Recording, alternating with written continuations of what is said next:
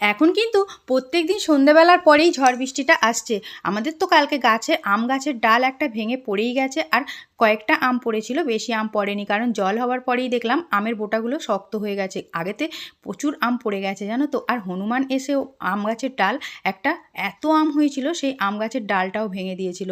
তো যাই হোক, এখানে দেখো আজকে মঙ্গলবার দিন আমি কী রান্নাবান্না করছি তোমাদের দেখিয়ে দিই। ভাতটা প্রথমে হয়ে গেছিলো, তারপরে কিন্তু এখানে আমি আম দিয়ে একটু টকের ডাল করে নিয়েছি, আর এখানে আলু পটল দিয়ে কাটাপোনা মাছ দিয়ে কিন্তু ঝোল করিনি, খুব একটা গায়ে গায়ে ঝাল।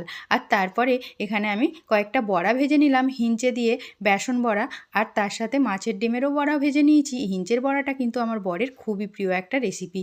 তো এখানে আমি প্রথমে ভাত বেড়ে নেবার পরে বড়াগুলো দিয়েই ভাতটা খেয়ে নেব। আর তরকারি কিন্তু সব পরেই খাবো। টকের ডাল তো একদমই আগে খাওয়া যাবে না, পরে খেলেই ভালো লাগবে বেশি। তো যাই হোক, এখানে শুকনো ভাত খেতে গিয়ে আমার কিন্তু গলায় আটকেই গেল জানো তো।